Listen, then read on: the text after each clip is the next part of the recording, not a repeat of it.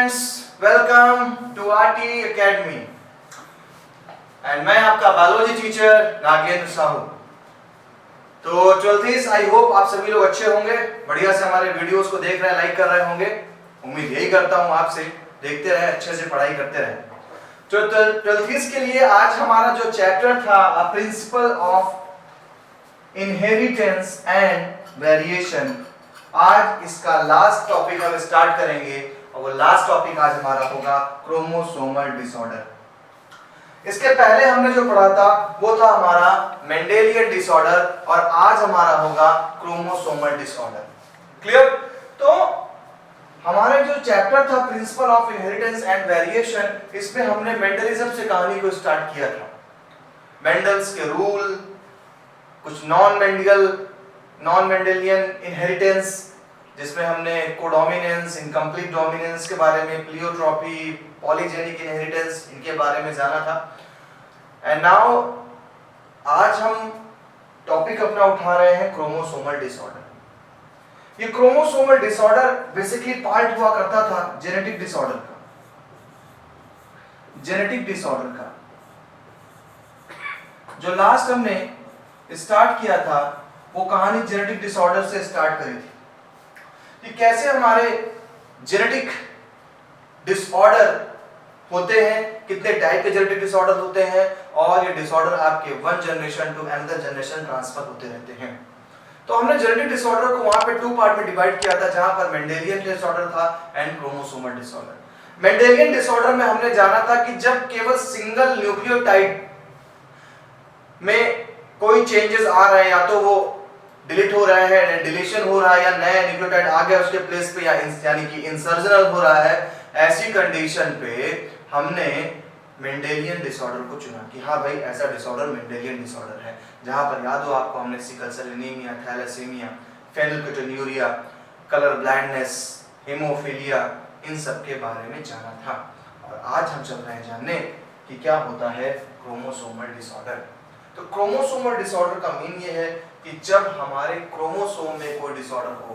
Chromosomal का मतलब है जब हमारे पूरे के पूरे क्रोमोसोम में कोई डिसऑर्डर हो जाए, यानी या तो वन और फिर मोर देन वन, यानी वन और मोर क्रोमोसोम्स ऐड हो गए हमारे डिप्लॉइड सेट में या कम हो गए डिप्लॉइड सेट में, तो हम उसको बोल देते हैं क्रोमोसोमल डिसऑर्डर। ऐसे डिसऑर्डर के काफी केसेस हमें देखने को हमारे सराउंडिंग में मिलते हैं और मैं आपको ऐसे एक पिक दिखाऊंगा जैसे मोस्टली आपको कुछ छोटे बच्चे होते हैं जो मेंटल रिटार्डनेस हो जाते हैं और उनमें ये फेस काफी मून लाइक फेस, काफी कॉमन सा फेस होता है। अभी हम उस पर चर्चा करेंगे। तो हमारा जो टॉपिक आज का है स्टूडेंट्स, वो टॉपिक है क्रोमोसोमल डिसऑर्डर पे, मींस कैसे हमारे क्रोमोसोम डिस्टर्ब हो जाते हैं। तो सबसे पहले कुछ खास बातें बता दूं आपको अपने स्टाइल में कि क्रोमोसोम डिसऑर्डर का मीन क्या है। आप कहते हैं कि आपके पास क्रोमोसोम अगर देखें, क्रोमोसोम, तो आपकी बॉडी में किसी एक जाइगोट में 23 पेयर ऑफ क्रोमोसोम्स होते हैं, यानी 46। समझिएगा ध्यान से, पहले बेस पॉइंट फिर एनसीईआरटी। तो क्रोमोसोम जो हमारे बॉडी में, यानी हम अगर एक जाइगोटिक कंडीशन में थे, हम जाइगोट थे, जाइगोट से हमारा फॉर्मेशन हुआ है, तो जब हम जाइगोटिक कंडीशन में थे तो हमारे पास 23 पेयर क्रोमोसोम थे, यानी 46 क्रोमोसोम होते हैं। ठीक है, ये क्रोमोसोम हमको मिले कैसे थे? ये क्रोमोसोम हमें मिले हमारे फादर के स्पर्म से और मदर के ओवम से। फादर के स्पर्म और मदर के ओवम में अगर सब कुछ सही रहा तो 23 क्रोमोसोम हमको मम्मी ने दिए हैं, 23 क्रोमोसोम हमको पापा ने दिए, और इन दोनों के कॉम्बिनेशन से हमारे जाइगोट का फॉर्मेशन हुआ है। अब आपको पता है कि स्पर्म का फॉर्मेशन कैसे होता है। तो स्पर्म का फॉर्मेशन मेयोसिस सेल डिवीजन के थ्रू होता है और ओवम का भी ऐसे ही होता है। कहते हैं होता क्या है कि जब मेयोसिस सेल डिवीजन होता है तो आपने देखा होगा कि अगर एक सेल में 23 पेयर क्रोमोसोम है तो जो हमारी हैप्लॉइड सेल बनती हैं यानी जो हमारे स्पर्म बनते हैं उनमें केवल 23 क्रोमोसोम ही जाते हैं, 23 क्रोमोसोम ओनली, क्योंकि मियोसिस सेल डिवीजन होता है। तो मियोसिस सेल डिवीजन में क्या होता है, जब क्रोमोसोम अलग हो रहे होते हैं तो कभी कभी ऐसे हालात आ जाते हैं कि क्रोमोसोम किसी में जाने चाहिए थे 23, वहां पे क्रोमोसोम चला गया 23 के प्लेस पे 24, यानी during separating of chromosome during meiosis division कभी कभी कुछ क्रोमोसोम किसी सेल में ज्यादा चले गए या किसी सेल में कम रह गए। सिंपल सी बात है, अगर एक में क्रोमोसोम ज्यादा चले गए हैं तो दूसरे में क्रोमोसोम कम हो जाएंगे, क्योंकि आपको पता है कि 23 अगर पेयर है क्रोमोसोम्स, 23 पेयर में 50% यानी हाफ क्रोमोसोम हमारे चले आते हैं हाफ सेल में, हाफ चलते हैं अलग सेल। लेकिन by the during the process of meiosis, जब स्पर्म का फॉर्मेशन हो रहा होता है तो कभी कभी ऐसा हो जाता है कि किसी हमारे स्पर्म में क्रोमोसोम जो है वो 23 की जगह 24 पहुंच गया, यानी 23+1। अब सोचिए अगर ऐसा जाइगोट, अगर ऐसा स्पर्म इस ओवम को फर्टिलाइज करेगा तो क्या घटना घट जाएगी। अगर ऐसा ओवम हमारे जाइगोट को बनाएगा आफ्टर फर्टिलाइजेशन तो क्रोमोसोम नंबर क्या हो जाएगा बेटा, देखिए 46+1, यानी ये जाइगोट में क्रोमोसोम नंबर बढ़ गया। और अगर इस जाइगोट में क्रोमोसोम नंबर इंक्रीज हो गया तो आप समझिए एक क्रोमोसोम में कितने जीन्स पहुंच गए एक्स्ट्रा, और अगर जीन्स एक्स्ट्रा पहुंच गए तो सिंपल सी बात है कोई ना कोई बॉडी का कैरेक्टर डिसबैलेंस होने वाला है। आप जब देख रहे थे मेंडेलियन डिसऑर्डर में तो एक जीन, एक न्यूक्लियोटाइड की डिस्टर्बेंस से थैलेसीमिया, सिकल सेल एनीमिया जैसी बीमारियां हो रही थी, और यहां पर तो आपने पूरा का पूरा क्रोमोसोम ही पहुंचा दिया, तो भाई प्रॉब्लम आने वाली है। इसी प्रॉब्लम को हम जानने जा रहे हैं कि अगर ऐसी कंडीशन होती है तो प्रॉब्लम क्या क्या आती है। कभी कभी ऐसे भी घटना घट जाती है कि पूरे का पूरा सेट डबल हो जाता है, यानी साइटोकाइनेसिस नहीं हो पाता। आप क्या कहते हैं, अगर मान लीजिए सेल है, ये सेल में क्रोमोसोम ने पेयरिंग करी, ये क्रोमोसोम हो गया ना, अभी आपको मैं 4 क्रोमोसोम दिखा रहा हूं, क्लियर, ये 4 क्रोमोसोम है। आपने पता है कि ये अगर डिवीजन करेगा तो डिवीजन करने के बाद हैप्लॉइड चढ़ जाता है, 2 क्रोमोसोम यहां पर आ जाएंगे, 2 क्रोमोसोम यहां पे आ जाएंगे, लेकिन साइटोकाइनेसिस हुआ ही नहीं। साइटोकाइनेसिस मतलब जानते हैं कि जब आपकी सेल बन गई, अब सेल आपकी क्या करेगी, साइटोकाइनेसिस करने के बाद सेल सेपरेट हो जाती है। लेकिन मान लीजिए इन दोनों के बीच साइटोकाइनेसिस हुआ ही नहीं। जब साइटोकाइनेसिस हुआ ही नहीं तो एक ही सेल में रह गए सारे के सारे क्रोमोसोम। साइटोकाइनेसिस हो जाना चाहिए था, क्योंकि साइटोकाइनेसिस अगर हो जाता तो ये डिवाइड होकर के अलग अलग स्पर्म में चले आते, हैप्लॉइड स्पर्म ये बन जाता, हैप्लॉइड स्पर्म ये बन जाता। लेकिन साइटोकाइनेसिस हुआ ही नहीं, और जब साइटोकाइनेसिस हुआ नहीं तो स्पर्म में पूरे के पूरे 23 पेयर क्रोमोसोम्स रहेंगे। और आप जानते हैं अगर ऐसा स्पर्म ओवम से फ्यूजन करेगा तो 23 यहाँ पर 23 पेयर, पूरे का पूरा सेट डबल हो गया, यानी कि 23 कितने हो गए, 3n कंडीशन बन जाएगी, 3n कंडीशन, 3n हो गए। हैप्लॉइड होना चाहिए था तो हैप्लॉइड का एक n ये, फिर इधर एक n ये और उधर एक n ये, 3n। ऐसी कंडीशन में बच्चा पैदा ही नहीं होगा, और होता भी है तो कुछ घंटों के लिए, पैदा होने के बाद उसकी डेथ हो जाएगी। हालांकि ह्यूमन रेसेस में ऐसी घटनाएं बहुत कम पाई जाती हैं, ये घटनाएं प्लांट्स में ज्यादा पाई जाती हैं, क्लियर। तो यहाँ पर हमने आपको अगर जेनेटिक क्रोमोसोमल डिसऑर्डर की बात बताई तो कुछ ऐसा क्रोमोसोम डिस्टर्ब क्रिएट करता है, यानी 2 घटनाएं घटती हैं हमारे पास। एक घटना घट रही है कि जब स्पर्म का फॉर्मेशन हो रहा था उस समय कुछ क्रोमोसोम स्पर्म में एक क्रोमोसोम कम या ज्यादा पहुंच गया। क्यों, क्योंकि एक इक्वेशनल मेथड में क्रोमोसोम हमारे अलग नहीं हो पाए। दूसरा केस था हमारे पास कि इस मियोसिस के दौरान स्पर्म तो 2 सेल डुप्लीकेशन करके उसने नंबर को तो बढ़ा लिया, लेकिन साइटोकाइनेसिस नहीं हुआ, और साइटोकाइनेसिस नहीं हुआ तो क्रोमोसोम अलग नहीं हो पाए, यानी जो हमारे क्रोमोसोम 23 पेयर से हैप्लॉइड होने थे वो हैप्लॉइड नहीं हो पाए, वो डिप्लॉइड के डिप्लॉइड रह गए, और पूरे का पूरा सेट क्या हो गया, हमारा क्रोमोसोम स्पर्म में रह गया। तो ये 2 कंडीशन थी, और इन 2 कंडीशन को हम अलग अलग नाम देंगे। जब कोई स्पर्म में या किसी ओवम में सिर्फ एक क्रोमोसोम कम या ज्यादा होते हैं तो आप इस कंडीशन को नाम दोगे एनयूपोलाइडी। एनयूपोलाइडी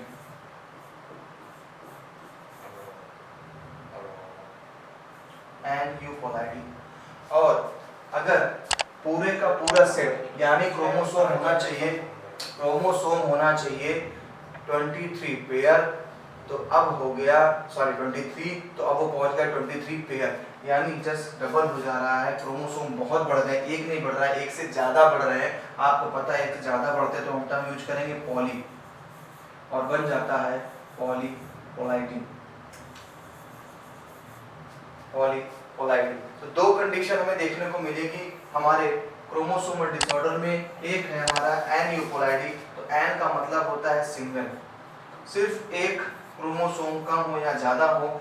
जाइगोट में जो हमारा जाइगोट है जहाँ पर 46 क्रोमोसोम होने चाहिए, 23 पेयर क्रोमोसोम होने चाहिए थे, वहाँ पे सिर्फ एक ज्यादा या कम हो जाए तो आप बोलेंगे सर ये एनयूपोलाइडी कंडीशन है। लेकिन बनने वाले जाइगोट में पूरे का पूरा जीनोम जस्ट डबल हो जाए तो आप बोलेंगे पॉलीपोलाइडी। जस्ट डबल का मतलब होना चाहिए 2n जाइगोट में कितना हो गया 3n, एक्स्ट्रा जो है क्रोमोसोम का एक सेट आ गया।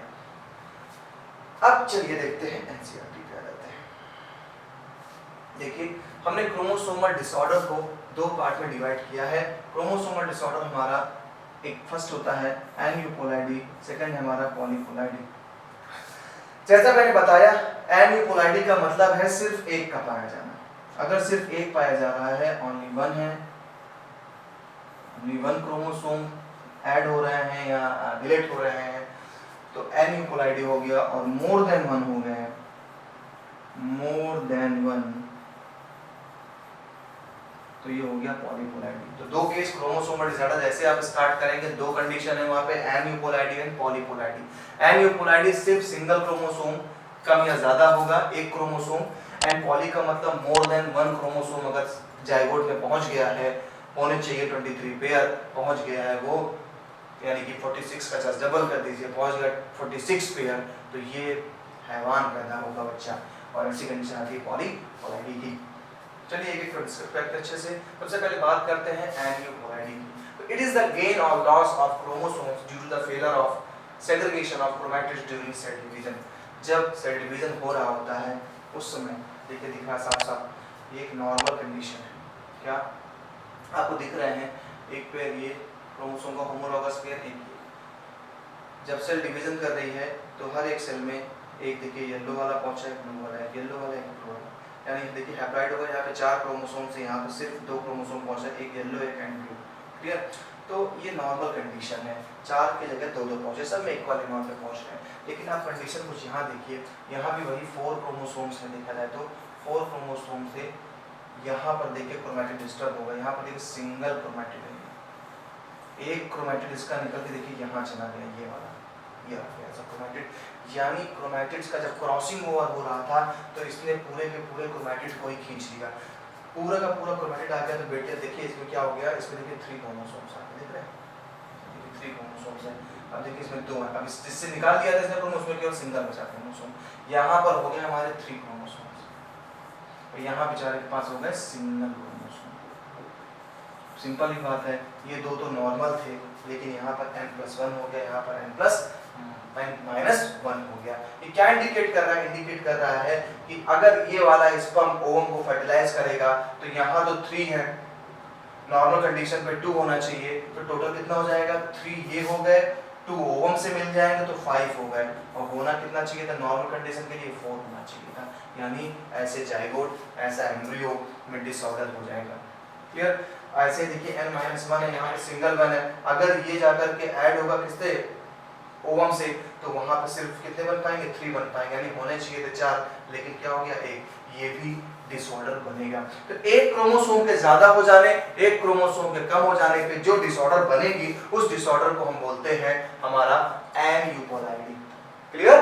तो सेल डिवीजन के टाइम में घटना घट रही है, जब क्रोमोसोम डिवाइड हो रहे थे उस टाइम ऐसी घटना घटी कि किसी स्पर्म में क्रोमोसोम एक ज्यादा पहुंच गया, किसी में क्रोमोसोम एक कम पहुंच गया।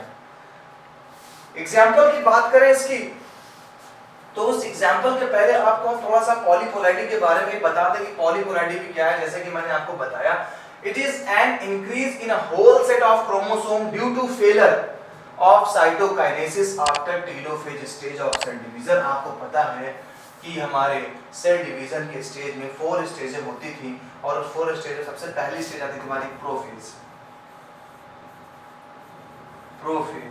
सेकंड स्टेज होती थी मेटाफेज,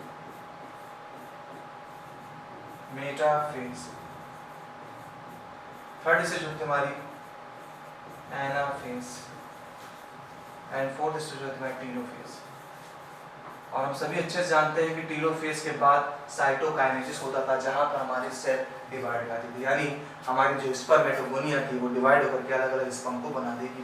लेकिन सोचिए अगर ये स्पर्म अलग हो ही नहीं पाए, साइटोकाइनेसिस हो ही नहीं पाया है, तो ये स्पर्म आपस में जुड़े रह गए और स्पर्म में कितने क्रोमोसोम पहुंच गए? 46 क्रोमोसोम। अब सोचिए 46 क्रोमोसोम ओवम को फर्टिलाइज करेगा तो 46 ही, और ओवम कितने होंगे? ह्यूमन की बात करें तो 23, यानी कितने क्रोमोसोम्स हो गए? 46 तो स्पर्म पहुंच गया और 23 जो ओवम के पास है हमारी हैप्लॉइड कंडीशन में थी, लेकिन हमारा स्पर्म कैसा था? इस जगह पे डिप्लॉइड कंडीशन पे हो गया। तो कितने हो गए? 69 क्रोमोसोम पहुंच गए। और आप कहते हैं सर पहुंचाना चाहिए सिर्फ और सिर्फ 46 क्रोमोसोम, एक भी कम ज्यादा हुआ तो गड़बड़ हो जाएगा। आपने तो पूरा सेट ही बदल दिया। तो ऐसी जब कंडीशन होती है तो ये होता है पॉलीपोलैरिटी। पॉली का मतलब मोर देन वन, और घटना घट गई पॉलीपोलैरिटी की। तो कह रहा this is very rare in human, human में बहुत रेयर होता है, but often seen in plants. Plants में भरपूर देखने को मिलता है। तरह तरह की डिफरेंट राइस की वैरायटीज हैं जो इस ट्रिप्लॉइड के थ्रू बनती हैं। क्लियर? पॉलीपोलैरिटी का एग्जांपल देखिए आपको दिखाया जा रहा है, ये पैरेंट स्पीसीज है, ये यहाँ पर आपके पास 6 क्रोमोसोम्स हैं। एक 2n कंडीशन दिखा रहा है आपको, देखिए कि 2n कंडीशन है, यानी कि डिप्लॉइड सेल है हमारी, ये 6 पूरे हैं। जब कभी भी इनसे स्पर्म बनेगा तो आपको पता है 3 इस पॉलन के लिए 1 में जाएगा, 3 1 में जाएगा। लेकिन देख लीजिए क्या हुआ, घटना घटी यहाँ पर साइटोकाइनेसिस हुआ नहीं तो क्या हो गया? पूरे के पूरे क्रोमोसोम वहीं से रखे हुए हैं। और जब फर्टिलाइजेशन होगा तो जाइगोट में पारा यानी 4n कंडीशन पहुंच गई, टेट्राप्लॉइड हो गया। और सिंपल सी बात है, कहाँ 2n और कहाँ कितना हो गया? 4n होना चाहिए। तो यहाँ पे 2n, यहाँ क्या होना चाहिए भाई? जाइगोट कब बनेगा? जाइगोट हैप्लॉइड ये होता, हैप्लॉइड ये स्पर्म होता, तब जाकर के कहीं 2n होता। लेकिन ये हैप्लॉइड हुआ नहीं। आप देख रहे हैं पूरे के पूरे वैसे हैं, 2n ये भी है, 2n ये भी है, तो 2n क्या हो गया? 4n की कंडीशन आ गई, यानी कि पूरे का पूरा क्रोमोसोम का सेट ही चला गया स्पर्म में। जैसे हम लोग पढ़ते रहे हैं कि 46 का सर हाफ हो जाएगा, 23 स्पर्म में पहुंच रहेगा, 23 ओम से मिलेगा, 46 होगा। लेकिन यहाँ क्या हो गया?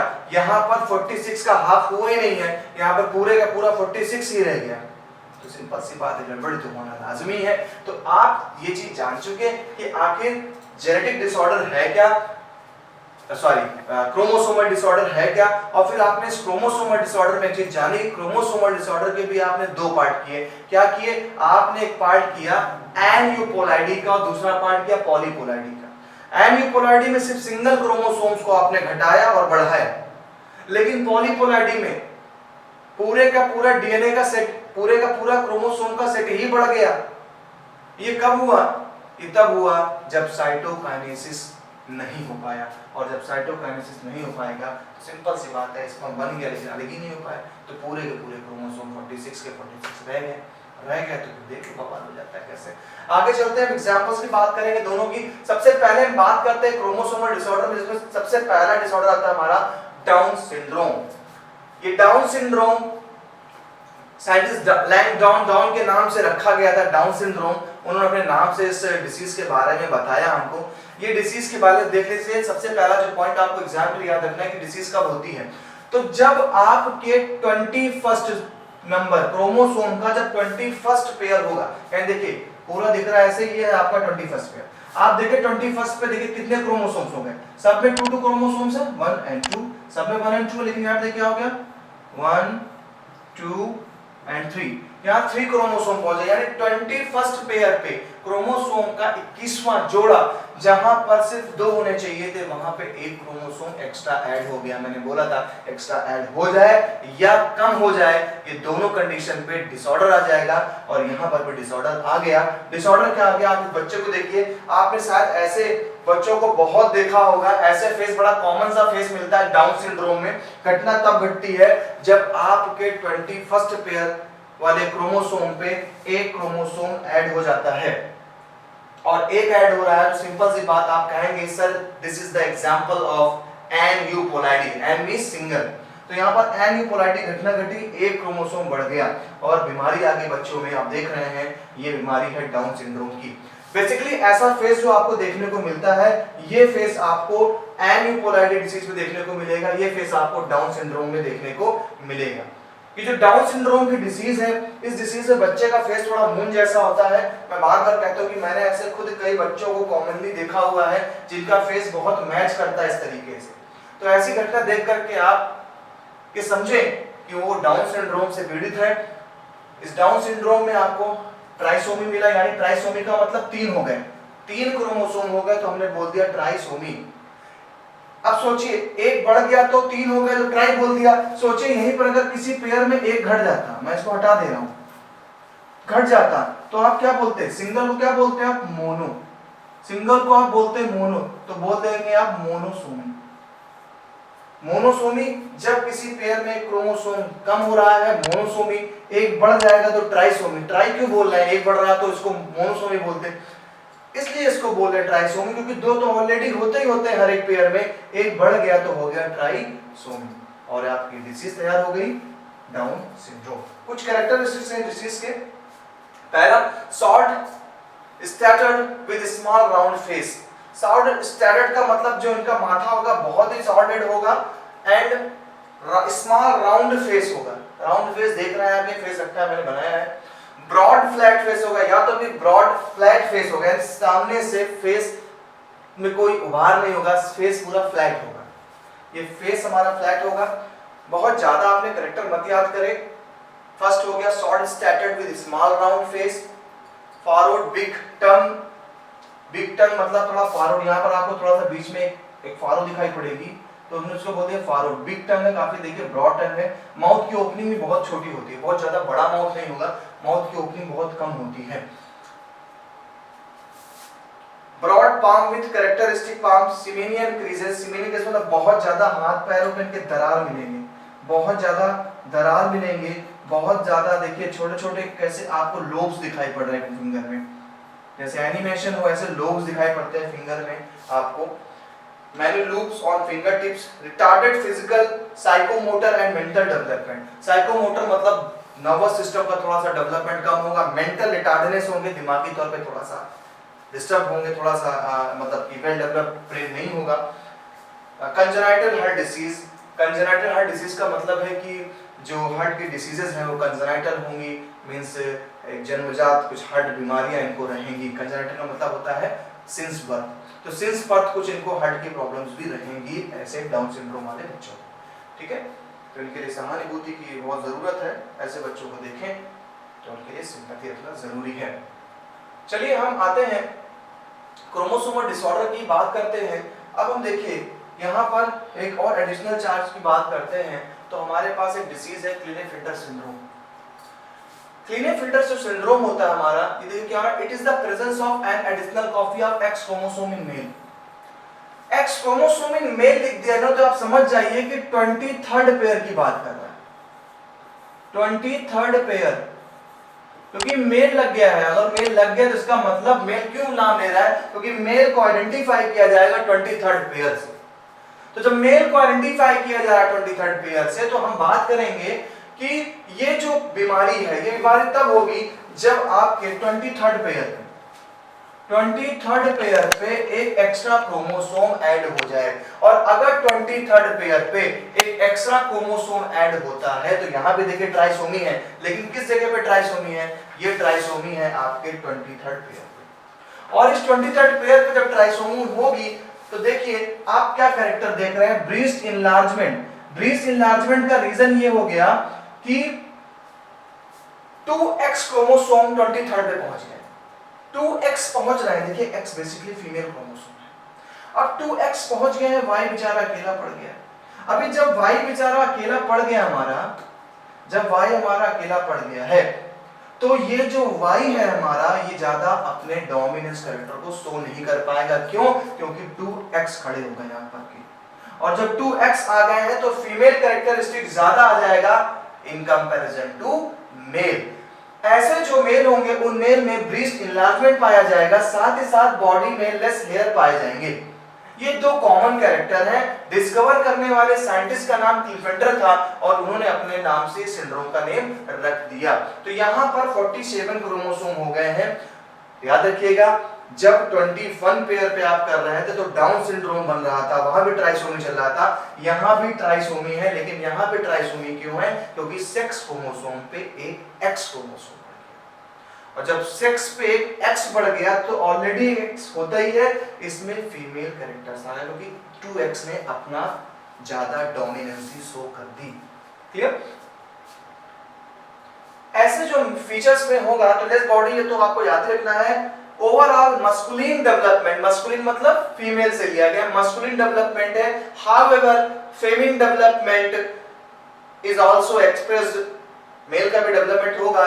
एग्जांपल है डेवलपमेंट ऑफ ब्रीस्ट, और जब डेवलपमेंट ऑफ ब्रीस्ट आती है तो ऐसी कंडीशन को हम बोलते हैं गायनेकोमेस्टिया। जब ब्रीस्ट बढ़ जाते हैं मेल में तो इसको बोलेंगे गायनेकोमेस्टिया। स्टेराइल होंगे, स्टेराइल का मतलब बांझ, शुद्ध हिंदी में बांझ, यानी कि ये बच्चे पैदा नहीं कर सकते, नॉन फर्टाइल, नॉन फर्टाइल, चाहे मेल हो या फीमेल हो, ये बच्चे पैदा नहीं कर सकते। फीमेल्स में भी बीमारी होती है, जब फीमेल्स में 2x की जगह ट्रिपल x आ जाता है, या फीमेल के एक x हो उसमें 2y आ जाते हैं, तो फीमेल में मेल के कैरेक्टर आ जाते हैं, फीमेल में मेल कैरेक्टर, क्योंकि वहां पे 2y पहुंच गया है। क्लियर? तो दोनों ही क्या होंगे? मेंटली रिटार्डेड होंगे, दिमागी तौर पे पगले होंगे, साथ ही साथ वो फर्टाइल नहीं होंगे। चलिए आगे चलते हैं। एंड अब आते हैं हम अपने सेकेंड डिसऑर्डर पे एंड थर्ड डिसऑर्डर पे, जो डिसऑर्डर हमारा एक टर्नर सिंड्रोम है, जहां पर हम क्रोमोसोम को एक कम करने वाले हैं। अभी तक आपने देखा था कि क्रोमोसोमल डिसऑर्डर में 2 कंडीशन थी, एन्यूपोलाइडी एंड पॉलीपोलाइडी। एन्यूपोलाइडी सिंगल क्रोमोसोम का ऐड हो जाना या सिंगल क्रोमोसोम का डिलीट हो जाना, ये हमारा एन्यूपोलाइडी। पॉलीपोलाइडी ह्यूमन में देखने को बहुत रेयर मिलती है, तो उसके लिए एग्जाम्पल की जरूरत नहीं है, ना ही आपके एग्जाम में पूछा जाना है। प्लांट्स में ऐसा होता है, तो प्लांट्स में आपको बता दूं ऐसे बहुत सारे राइस के प्लांट्स हैं जहां पर अच्छी प्रोडक्टिविटी करने के लिए वहां पर पॉलीपोलाइडी की घटना घटती है या घटाई जाती है। तो यहाँ पर हमारा जो लास्ट एग्जाम्पल है हमारा क्रोमोसोमल डिसऑर्डर का, वो है हमारा कि हम यहाँ पर अब एक क्रोमोसोम को खत्म करने जा रहे हैं। अभी तक एक क्रोमोसोम हम ऐड करते चले आए हैं डाउन सिंड्रोम में एंड क्लिनेफेल्टर सिंड्रोम में। अब यहाँ पर हम एक क्रोमोसोम घटाने वाले हैं, क्योंकि एडिशनल का हमने देख लिया एग्जाम्पल। अब जरा हम डिलीशन का एग्जाम्पल देखें। तो डिलीशन की बात करते हैं, it is the absence of 1x chromosome in female. Female में एक x क्रोमोसोम की कमी। अब फीमेल बोल दिया तो यहाँ पर भी 23rd पेयर की बात कर रहा है। मेल बोला था तो वहां क्लिनेफेल्टर सिंड्रोम हो गया था, इनलार्जमेंट ऑफ ब्रीस्ट था, ब्रीस्ट था, लेस हेयर थे बॉडी में। अब देखिए फीमेल के साथ क्या घटना घटती है। 23rd पेयर पे एक क्रोमोसोम कम हो गया। देखिए ये हमारा 23rd पेयर था और इस 23rd पेयर पे हमारा एक क्रोमोसोम नंबर कम हो गया। अब अगर एक क्रोमोसोम नंबर हमारा कम हो गया है तो देखिए जरा, एक कम हो गया यानी सिंगल बचा। अब सिंगल बचा तो सिंगल के टर्म क्या करेंगे? मोनो। सिंगल के लिए हमारा टर्म आया मोनोसोमी। क्रोमोसोम से लिया गया तो बन गया मोनोसोमी। क्या बन गया? मोनोसोमी। अब मोनोसोमी में देखिए कम हो गया, तो सिंपल सी बात है, सिर्फ एक ही एक्स बचा है, और जब एक ही एक्स बचा है तो ऐसी कंडीशन में फीमेल के अंदर थोड़े से मेल कैरेक्टरिस्टिक्स मींस ये हो जाता है कि ये कंप्लीटली ये भी स्टेराइल होंगे। ठीक है, तो इनके करेक्टर देखते हैं जरा, क्या क्या करेक्टर दिखाते हैं ये भाई साहब। सॉरी भाई साहब नहीं है ये। Sterile ovaries are rudimentary, sterile होंगी, बच्चे पैदा नहीं कर पाएंगे। ये भी दोनों कंडीशन में, चाहे मेल हो चाहे फीमेल हो। अगर ट्राइसोमी की घटना घटती है या मोनोसोमी की घटना घटती है उनके सेक्स क्रोमोसोम्स पे यानी 23rd पेयर पे, तो दोनों ही स्टेराइल होंगे यानी वो फर्टाइल नहीं होंगे, दोनों ही पेरेंट नहीं बन सकते। ऐसी कंडीशन पे आप देखेंगे कि स्टेराइल होंगे, ओवरीज आर रूडिमेंट्री, ओवरी इनकी रूडिमेंट्री होगी। रूडिमेंट्री का मतलब as like the stage here, कोई फंक्शनल नहीं होगी इनकी। Lack of other secondary sexual character, इनमें अदर सेकेंडरी सेक्सुअल कैरेक्टर, देखिए फीमेल है तो फीमेल में बात करता हूं खुल के कि अगर फीमेल होती तो उनके ब्रेस्ट का एनलार्जमेंट होना चाहिए, बट ब्रेस्ट का एनलार्जमेंट नहीं हुआ है। और जब ब्रेस्ट का एनलार्जमेंट नहीं हुआ है, ओवरी इनकी जो इनकी ओवरी होती है वो ओवरी भी सही से डेवलप नहीं है, रूडिमेंट्री है, तो ये बिल्कुल ही बिल्कुल फर्टाइल नहीं हो सकती हैं। ड्वार्फ होंगी, ड्वार्फ का मतलब अगर आप इनकी हाइट देखें तो ड्वार्फ होगा यानी कि बौना हो, बौनी होंगी, ये बौनापन होगा इनमें। अब ये मत समझ आइएगा हर बौनी लड़की को हो गया है आपका क्रोमोसोमल डिसऑर्डर, हो गया है इसको टर्नर सिंड्रोम। ये मत समझ लीजिएगा कि बौनी हर लड़की टर्नर सिंड्रोम से पीड़ित है, नहीं। ये बताया जा रहा है कि एडिशनल कैरेक्टरिस्टिक है कि अगर उसकी स्ट्राइल है, ओवरी रूडिमेंट्री है, साथ ही साथ lack of secondary sexual characters है उसकी बॉडी में। सेकेंडरी सेक्सुअल कैरेक्टर्स क्या होते हैं, जैसे कि ब्रेस्ट का एनलार्जमेंट होना एंड इस वाइस का थोड़ा सा टेंसाइल होना, थिन होना, एंड आपके जो भी आपकी बैकबोन्स हैं, बैकबोन में हिप बोन है इनका ब्रॉड होना, ये सारी चीजें अगर नहीं मिलती तो सेकेंडरी सेक्सुअल में काउंट, सेकेंडरी सेक्सुअल कैरेक्टर में काउंट होती हैं। तो सेकेंडरी सेक्सुअल कैरेक्टर में हमारा ये भी नहीं कहा जाएगा, तब अगर हमें मिलता है कि नहीं हाँ वो ड्वार्फ है, तब हम अंदाजा लगा सकते हैं कि शायद ये टर्नर सिंड्रोम से पीड़ित है। साथ ही साथ मेंटली रिटार्डेड होंगे, देखिए दोनों में ही मेंटली रिटार्डेड होंगे यानी दिमागी तौर पे थोड़ा सा कम डेवलप होते हैं ये लोग। बच्चों जैसी हरकतें होती हैं इनके बड़ों में भी, ठीक है। ऐसे बच्चों को हम क्या बोलते हैं, मेंटल रिटार्डेड, दिमागी तौर पे खिसके, ठीक है। तो ये हमारे डिसऑर्डर हैं जो ड्यूरिंग स्पर्मेटोजेनेसिस या oogenesis के टाइम ऐसी घटनाएं घट जाती हैं कि क्रोमोसोम कभी एक स्पर्म में ज़्यादा पहुंच गया, एक स्पर्म में कम पहुंच गया, या फिर पूरे का पूरा सेट क्रोमोसोम का ज़्यादा हो गया किसी स्पर्म में। तो ये सारी घटनाएं ऊपर वाले के हाथ में होती हैं, कोई इस चीज़ को डिसाइड नहीं कर सकता कि ऐसा होना ही होना है। क्लियर? अच्छे से अच्छे इंटेलिजेंट फैमिली में ऐसे बच्चे पैदा हो जाते हैं। क्लियर? तो आज हमने जो जाना वो हमने जाना हमारे क्रोमोसोमल डिसऑर्डर के बारे में, क्या कि क्रोमोसोम कैसे डिसऑर्डर हो रहे थे। आपने इसके लिए पॉलीपोलॉइडी एंड एन्यूपोलॉइडी के बारे में जाना। एन्यूपोलॉइडी में हमने जाना कि भाई क्लीनफिल्टर सिंड्रोम भी है, टर्नर सिंड्रोम भी है, डाउन सिंड्रोम भी है। तो बेसिकली इससे क्वेश्चन जो पूछा जाएगा वो आपसे पूछ सकता है कि किस क्रोमोसोम पे, अगर 21st क्रोमोसोम के पेयर पे कोई प्रॉब्लम क्रिएट होती है, क्रोमोसोम बढ़ गया तो क्या घटना घटती है, तो डाउन सिंड्रोम हो गया। ऐसे आपसे क्वेश्चन पूछ सकता है, इसलिए इस चीज को ध्यान रखना कि किस पेयर पे क्रोमोसोम कम ज्यादा होने से क्या हो रही है। ये 3 आपके लिए बहुत इंपॉर्टेंट है। इसके अलावा बहुत सी डिसीज होती है, टीन पेयर में भी होती हैं, लेकिन आपको उठना पड़ना नहीं, उसके लिए फिर नीट की क्लासेस होती हैं। साथ ही साथ आपको पॉलीपोलॉइडी के बारे में बहुत ही रेयरली दिखने को मिलता है ह्यूमंस में, तो इसके लिए पर्टिकुलर कोई डिसीज आपको लर्न नहीं करनी है, एग्जाम में वो डिसीज आनी नहीं है, ठीक है। तो आज का हम अपने चैप्टर के एंडिंग इस टॉपिक से खत्म करते हैं, यानी हमारे क्रोमोसोमल डिसऑर्डर से। नेक्स्ट लेक्चर में हम नेक्स्ट चैप्टर अपना स्टार्ट करेंगे। ओके गाइस, तो मुलाकात करेंगे हम आपसे अपने आरटी अकेडमी चैनल पे फिर से। तो आई होप कि आप चैनल्स को लाइक कर रहे हो। आज का टॉपिक बहुत ही अच्छे से समझ में आया होगा कि क्या है। अब समझ में आता है कि जो वो बच्चे दिखते हैं आखिर वो एक डिसऑर्डर है उनके बॉडी में, क्रोमोसोम का कम या ज्यादा हो जाना हो गया है उनकी बॉडी में। तो इस तरीके से हमने जान लिया, मेंडल्स के नियमों के तहत हमने इस चैप्टर को समझा। इसीलिए मेंडल को फादर ऑफ जेनेटिक्स डाला गया, क्योंकि शुरुआत उन्हीं ने करी थी, फिर धीरे धीरे बहुत चेंजेस आते गए और चीजें कॉम्प्लेक्स होती गई। तो चलिए मुलाकात करेंगे नेक्स्ट वीडियो में फिर से आपसे, तब तक के लिए बाय बाय।